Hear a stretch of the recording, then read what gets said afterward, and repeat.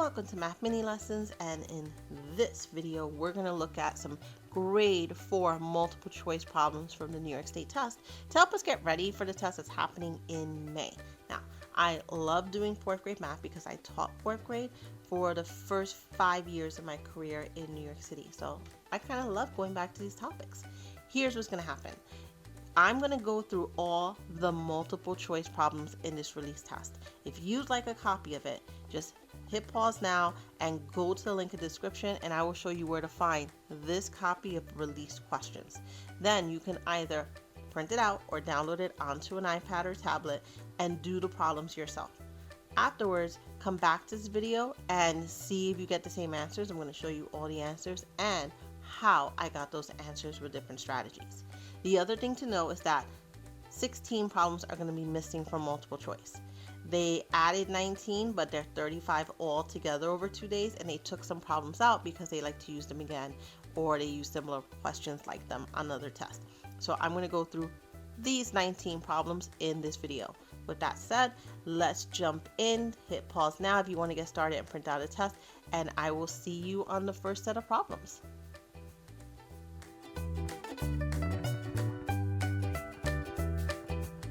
Alright, starting with page 1, questions 1 and 2, your answers are B and D. If you got these same answers, you can just skip to the next section in the video. If not, or you want to see another way to solve it, just stay right here and I'll show you. With the first one, we want to know which value is equivalent to 700,000 plus 5,000 plus 20 plus 10 plus 9. So this is absolutely a place value problem. What I can see some kids doing is just adding all the parts together, so that sometimes they might add the thousands and then add all the ones. And so here I have 5,000 and 700,000. They're both before the comma, and so we have 705,000 plus here I have 219, and together that's 705,219. That's a nice clean way of doing it. This is what I also see kids doing. I sometimes see kids stacking, and I like the stacking method where they're just going to start writing the problem and just stack them right on top of each other.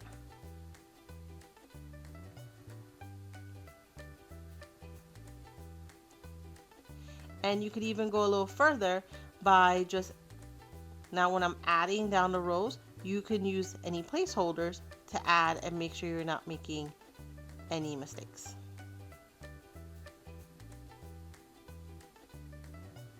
And you can get your answers this way. You just have to make sure that you're stacking, and I kind of use the commas to make sure it all goes down in a straight line.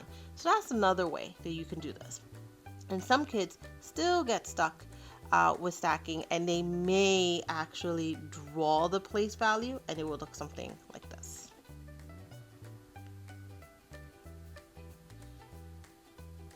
Well, here are my thousands, and here are my ones, and they might separate these again. So we have ones, tens, hundreds, and here's my period, my new family over here of 3, ones, tens, hundreds, and they might write the numbers in there. And some kids really like this because it really helps them see the straight lines down. Like, that level of organization is super helpful for them. So if you find this helpful, go ahead. Use whatever you want. And it just makes it helpful for kids to just add down the lines. But it's completely up to you. Whatever it is you need, just make sure as you're adding that you're really paying attention to place value, and that you're not making silly errors like forgetting. Like, I know some kids, they might see there's nothing here and write this as 75,000, but we know that there's a placeholder there. All right, so you can jot this one down in your notes. Let's look at number 2. Jen runs 8 laps around the track. Carol runs 2 times as many as Jen. So what does that mean? Whatever Jen runs, Carol runs whatever Jen runs times 2. So Carol runs 2 times whatever Jen runs. What equation can I use to find the number of laps Carol runs? So again, if Jen ran 8, then I know Carol runs 2 times 8, and that is D. Okay, so you can hit pause and jot that one down. The hot spot for some kids is that they might see Carol runs times 2, and some kids might do this. Carol times 2 is equal to 8. And then that's the mistake they would make. They would divide 8 by 2. But that is not what we're doing in this problem, because Carol is the one who runs 2 times as much as Jen does. All right, hit pause and jot this one down into your notes. Here are the answers for 5 and 6, D and C. So if you got them right, go to the next section. If not, stay here. So the first one is multiplication, and depending on where you are with your fluency, this is either a super easy problem or a really challenging problem. So I'm going to give you 4 different ways you could approach it depending on where you are, starting with the easiest, which is to add up 6 groups of 432. And you can do that part where you're just adding up each of the numbers all together. Another way you can do this is to take the 432 and break it up into 40, 30, and 6, and you're going to just multiply each one. Oops, this should be a 2, 432. And you're just going to add up each one separately. 400 times 6 is the same as 4 times 6, which is 24, plus 2 zeros. 3 times 8 is 18 plus a 0. And 2 times 6 is just 12. And then you would just add them together, and you also get 2,592. So you could do that. You can create a lattice. So I have 432 times 6. And you are again just multiplying in pieces. 2 6s is 12, 3 6s is 18, 4 6s is 24. And then you would just add, this is row of 2, this is row of 9, this is row of 5, this is row of 2, and you still get 2592. Or you can just do what a lot of people will do, which is just straight multiplication. And you would just have to remember when you're regrouping to add the next numbers there. So any of these ways will work. Obviously, I will say this one takes the most time, the most amount of time. And depending on where you are with your math facts, any of these ways will work. But I do know a lot of parents would prefer this way because that's the way they learn. But this is also about how you learn. So think about which one makes the most sense for you. Let's look at the next one. We want to know which statement is true about an acute angle. So this is a basic vocab question where we're talking about angles. You might have a straight angle, and that's 180 degrees. A right angle, which is 90 degrees. And then you get acute and obtuse. Obtuse is anything bigger than 90 degrees. And acute is anything that's smaller than 90 degrees. And the way I used to remember a lot of kids doing this in 4th grade was when it's little, they go, "Oh, how cute." Because it's little. "Oh, look at the little cute angle. It's a cute. He's such a cute angle," because it's little. And I didn't like what a lot of kids used to say, well, obtuse. It was like, it's really big, so it would be like obese, like obtuse, obese. I didn't like that too much because I don't think it made everyone feel good. But obtuse just meant it was a bigger angle. So obtuse, bigger. It was bigger than 90 degrees. All right, so that's why this final answer works the best, because it just means an angle that is less than 90 degrees, but it's based on vocab. You have that you can guess, but unless you recognize acute angles are less than 90 degrees, it's just a guessing game. This is definitely vocab. Hit pause and jot this down. For this question, I decided to go back to the online website because the size of the pencil has to be the same for everyone measuring it with the ruler they have. So I went here, and so I have my tool, and here's my ruler, and I can move it over. And I do see that my question says to have my answer in inches, so I want to make sure that my units are in inches. and not centimeters. So see here, inches are upside down, that means centimeters. Here's inches. And just make sure when you're putting it back that it's back onto a straight line. Like mine is a little bit off.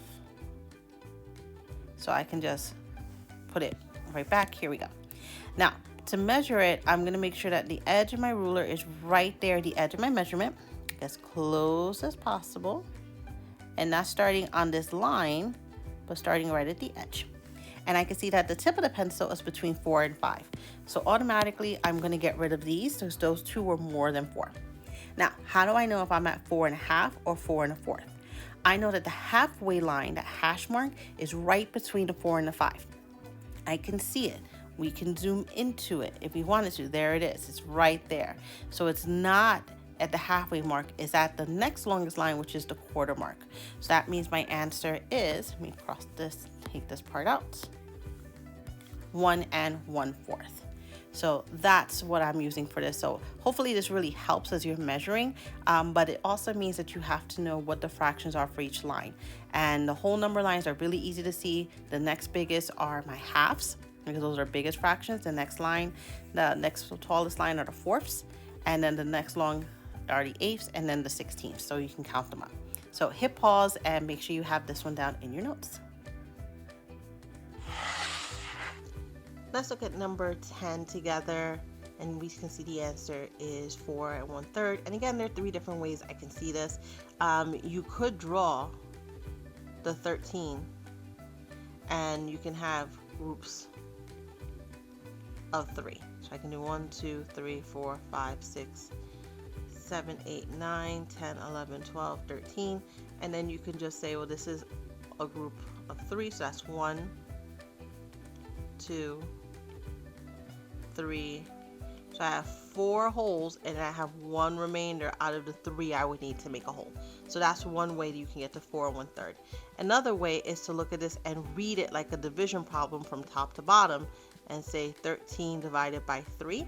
And I know 3, I can get 3 groups of 4 in 13 with a remainder of 1. So I would have 1 left out of 3. That's how I would represent it. Or I can see some kids who maybe they don't remember how to draw it with long division.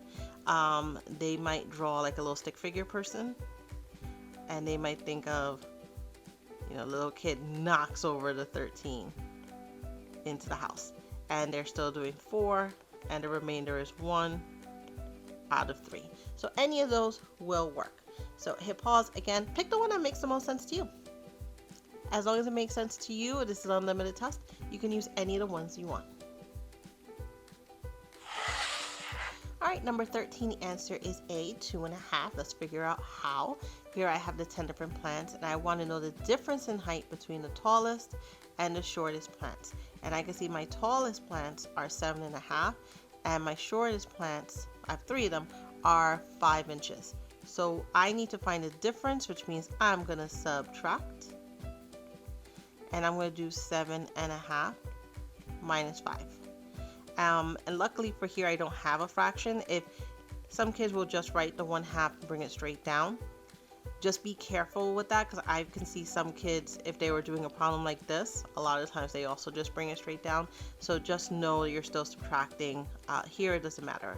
But if you want to have a placeholder there to help you, you can. And you can see that's why I have 2 1/2. For the second type of problem, which again, not in this one, if I had the 0 1/2, I would have to borrow from here and then turn that piece into half fractions, and then I can subtract. Okay, so I just wanted you to see that so that you're not making that silly mistake or just bringing it straight down. Anyway, hit pause and jot this one down into your notes. The second one I'm going to delete because that's not part of this one. We have this one right here. Another way you could have solved this is to just go from 5 to 7 1/2, and you could have said, well, from 5 to 7 is just 2, and I just need a half, and you could have added those pieces. Let's go to the next one. 17 and 19, it does skip 18. The answers are B and B, so check and see. If you got it, move to the next section. If not, stay right here. All right, the first one is a little bit spicy because I'm looking for a rule that explains what's happening to these numbers. And as I'm looking at them, the first thing we notice, our numbers are getting smaller. And typically that means we're going to subtract or divide. And that's when I'm working with whole numbers. When you get older in high school, you're going to find out you can do some crazy stuff with fractions that will change numbers up. But that's not what we're up to right now. So now you have some choices. So I can definitely eliminate multiply, but we do have subtract and dividing here. So what you can do is you can test and see what's happening to these numbers. How could, if you were doing subtraction, how could you go from 64 to 32? Well, I can take those two numbers and see I could subtract 32. So that's an option. Subtract 32, and then you would have to see, is that consistent? So minus 32 works here, but it doesn't work here because 32 minus 32 would give us 0. So it can't be that we're subtracting. Subtracting doesn't seem to work here. And I'm not subtracting by 8. So subtracting, not working. Let's try then division. And how could you divide? What could this be? And I'm going to use my fact families for this one here. 32 times divided by what? 64 divided by what will give me 32? So you could think of it this way. By what number gives me 32? Or you could think of it as 64 divided by 32 will give me what number? In either one, the number would be 2. So now you can check to see, does the rule make sense for here? 32 divided by 2 equals 16. Is that true? Yeah, it is. Half of 32 is 16. And then is 16 divided by 2 8? Yes, it's true. So my answer is to divide by 2. So you see I'm using a lot of logical thinking to work through this, and I can see why this can be spicy for some kids. But for others, it's like their mind just sees it and they're not sure why. And that happens because sometimes your mind is doing math, but it's doing it so fast that you are not sure, you're not even recognizing the math. So you still have to slow yourself down to think about what's happening. Let's look at the next one. What is the missing value of this equation? A number times 3 6 is equal to 15 times 1 6. What could that number be? So I could think of two different ways we can solve this out. One is to, well, I can't figure out a number times 3 6, but I can do 15 times 1 6. And that's 15 over 6. And then I can see which one of these choices can give me the same thing. So would this give me 15 6? No, it wouldn't, because I would get 9 over 6. So that's one thing you could do. You could actually just try them out. So if you tried 12 times 3 6, I would not get 15 because 3 times 12 is 36. So that's one way. If you're not sure, you can just try them out and see which one. Or you could do this. We know that 3 times something is going to give us 15 over 6. What's the only number? I'm not multiplying anything on the bottom because it's staying a 6. So I know that's just going to be a 1. What's the only way I can multiply by 3 to get 15? And you can think backwards and think it has to be 5. 5 times 3 gives us 15. So my number has to be 5. Okay, so two different ways of approaching it. One is just by plugging and chugging and figuring out which one is equivalent. The other one is just by working backwards and thinking what's the only number that would make it true. What times 3 would give us 15? All right, hit pause and jot this one down into your notes. Let's look at number 20. The answer is A4. There is a challenge in this one. That's a hot spot with how you read the question. So I'm going to show my work just so you can see. There are two ways I can read this. Where Tiffany has 5 times as many apples as green apples. How can we interpret that? And I can see some kids going 5 times the red because they see 5 times as many red apples. And I can see why that makes sense. But that's not correct. So this way is, this way is unfortunately incorrect because I want 5 times as many red apples as green apples. So I really want 5 times the green apples for the red apples. So that's the difference. So she has 5 times as many red as green. So that's the way I would represent it, and you get your answer of 4. So hit pause and jot this one down into your notes. Okay, for number 23, we're looking for lines of symmetry, and the answer would be A. And when we're looking for lines of symmetry, 2 things have to happen. We're thinking of folding it into halves, and like this idea of a fold, that perfect fold. So this is a very visual problem. The only one that can be folded only in 2 ways would be my rectangle, because I can't fold it this way. That doesn't work. But I can fold it right down this middle, and so these 2 parts would fold on each other. So that makes sense. Or I can fold it this way on the middle, and these 2 parts would fold on each other. So this has exactly 2 lines of symmetry, here and here. For my square, it has these same 2 lines of symmetry. Remember, I have to have exactly 2, but I could also fold it in half this way, where these 2 points will fold on each other. And I would have something like this. So because it has more than 2, I can cross it out. And the same thing with these 2 shapes. These are regular polygons. Regular polygons have tons of turn symmetry, meaning I can fold it in lots of ways. I can fold this one this way. I can fold it this way, which is usually the way people start. But I could also fold it this way and use like I could see 2 trapezoids on top of each other. And I could fold it that way as well. So that can't be it. And the same thing with my other regular polygon, and that's my clue. Is it a regular polygon? Here I could fold it directly in half, and that would be my split. It has turn symmetry. I can, if I flip this over, I can turn it, fold it in half, fold it in half, fold it in half, and fold it in half. So this one has definitely some turn symmetry.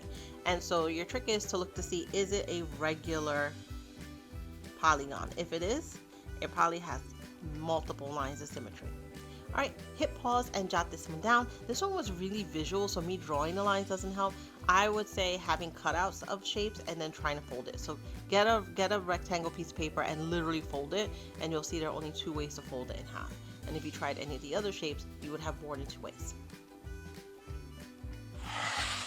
All right, for this next one, I went back to the equation, to the platform so we can see it, because I do need a protractor. I am looking for an angle that is 60 degrees. So I want to make sure that, what do we know about 60-degree angles? They're less than 90, so it's less than a right angle. So it's not that one. This is more than 90 degrees, so it can't be that one. So I have 2 left. D looks like the right answer because 60 is about half of 90, about half of a right angle. And luckily we have this awesome little protractor that we can also use to measure the angle. And when I put it here, I put it right here on my little part. I want to make sure it's getting right to the 0. And I can see that this one is at about, just about 5 degrees, 5 or 6 degrees. Because I'm looking at the little arrow 0 to 5. And if I try on this one, I put it in the crosshairs, I have to count from the right. Ooh, I can count by 10. So I'm counting on the inside line. 10, 20, 30, 40, 50, 60. So D is the correct answer. That one's at 60 degrees. All right, hit pause and jot this one down. And again, having a protractor helps, but you could also see that 2 of them you can quickly eliminate, and A was super small. Here are the answers for 29 and 30. We are so close to being done. For the first part, you have C and D. Check your answers. If you have something different, stay right here. Put questions in the comments. If you got it right, move on to the next one. All right, so with this first one, we want to know which fraction is equivalent to the shaded part of the model. So this is pretty visual, and some kids can clearly see I have 4 and I have 2 out of 4. And some kids would see this and go, well, I can cut it in half and I have 1 out of 2 halves. So either one of those work, where you can literally see I have 1/2 or I have 2/4. Either one will work. Another way you can identify if they're equivalent to each other, like looking at this, I can look to see this one is definitely more than 1. So I can eliminate it. So is this one for the same reason. And if I'm stuck between these, would 2/4, can that be equal to 1/4? No. There's no way that 2 of the same size pieces are going to be the same as one piece that's the same size as one of the pieces. So we can eliminate. For number 30 is just straight division. A lot of kids get stuck with division, don't like it. I actually love teaching division, and a kid used to tell me that dead monkeys smell bad. Remember the steps. Dead monkeys smell bad. Or my girls used to do a cheer, and they go divide, multiply, subtract, bring it down. And they used to do that to remember the steps for division. And so I'm going to put my numbers here. And because I have 4 numbers, 4 digits, I know I need to have 4 digits up here. Okay, that's just going to be for placeholding. All right, so we're going to start with dividing. 7 divided by 6 is 1. So that's divide, multiply, 1 times 6, subtract, get 1, bring it down, next digit. Now I'm looking down here at 12 being divided by 6. 12 divided by 6 is 2. So now multiply. 2 times 6 is 12. Subtract. Bring it down. Now you got to divide again. Can 2 be divided by 6? No. So I got to put a 0 here. And now I got to bring down my next 5. All right, 25 divided by 6 is 4. Multiply. Subtract, and there's nothing left to bring down, so my remainder is 1. And that is how I make sure that I don't have 124 as an answer instead of 1,204. And these little steps super help so many of my kids. Well, hit pause and jot this one down in your notes. And we're almost done. So remember, if you have questions, put them in the chat. If you like this video, you find it helpful, share it with friends, like and subscribe. I love making 4th grade videos. We're almost done. We have, I think, 4 or 5 left. Okay, here are the answers for 31 and 32. Check and see what you got, and we'll jump right in. For the first one, we want, again, lines of symmetry. So that means where we can fold in half. And we can have those folds. And just by looking at them, you can definitely see which ones don't work. Like if you tried folding on this line here, these 2 points would go, but it wouldn't fold in half equally. Same thing with D. I can't fold it here and get it an equal fold. That's not going to work. A and B are left. A, you can kind of see why it doesn't work, because if this little piece is way smaller than this piece, so I know it can't work. And B does work. 1, both sides are completely equal, and 2, I know that if I were to take any of these corners, they would completely fold to the other. And so those are 2 things you can look for. You can look to see, like, are both halves equal to each other? Like this is super small and this is big. This is small and this is big, so it's not going to fold evenly, and that can help. For number 32, we're doing comparisons with fractions, and this one can be a little bit tricky. So looking at them, one thing you could do is you could draw and try to make them really even. So like for the first one, I want 4ths. So I'm gonna cut and think of 4ths. So this is 1/4. And now for the second one, can I cut 1/8 into 4ths? So if I have 8, can I share with 4 people? Yeah, everybody will just get 2.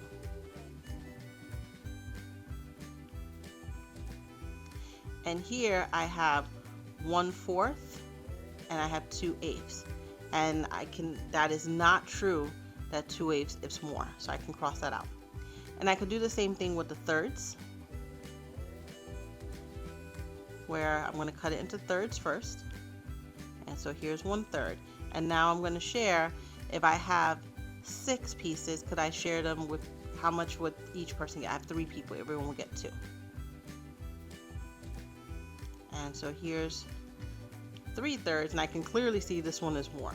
So here 1/3, and I have 3/6. My statement says my 1/3 is greater. That's incorrect. My 3/6 and my 5/8 is a little hard to visualize because I can't share 8 and 3s, but I do know that 3/8, 3/6 is half. And I know that if I have 8 pieces, 4 of them would be equal to half, and then 1 more. So there's no way that these would be equal to each other. I just changed my 3/6 into 1/2, and it's definitely not equal to 5/8. And my 2/3 and my 6s do work. So here's 2/3. And here's on the bottom. So here's 2/3, and here is 4/6, and they are equal to each other. So that works. Another way you could compare these that makes a lot of sense to kids, particularly in like 5th and 6th grade, I could use skip counting and see, well, I don't even want to do the skip counting yet. If I want to know if these are equal, what I could do is I could make the fractions the same. And the way I can do that is you can start thinking, what would make, what's a quick way of making these fractions the same size? Well, I can take this one here and multiply it by 6/6. Why? Because its denominator is 6. And then I can go to the other side and multiply it by 3/3. Why? Because my denominator is 3. These are not the least common denominators. And then you can compare. 12/18 is equal to 12/18. So these are the same.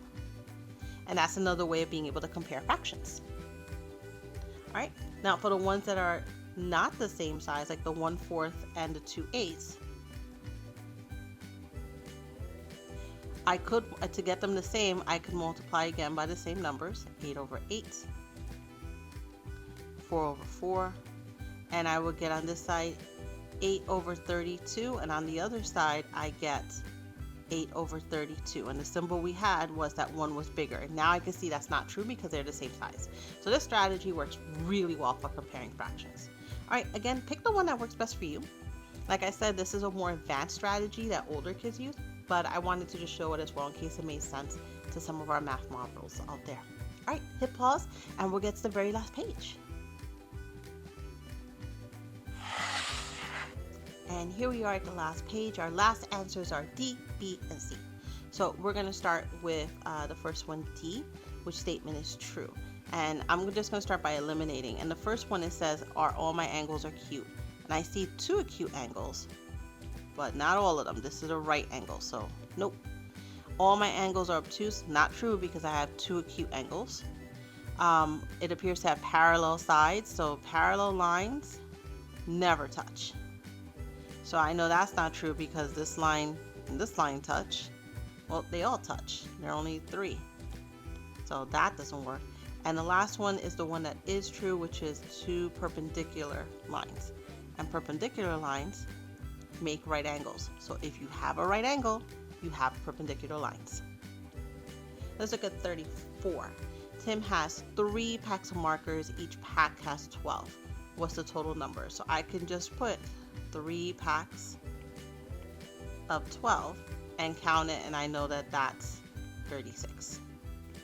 So which expression could I use? I see here 3 packs of 12, and there it is. That's the best one I can use. So I can use my multiplication.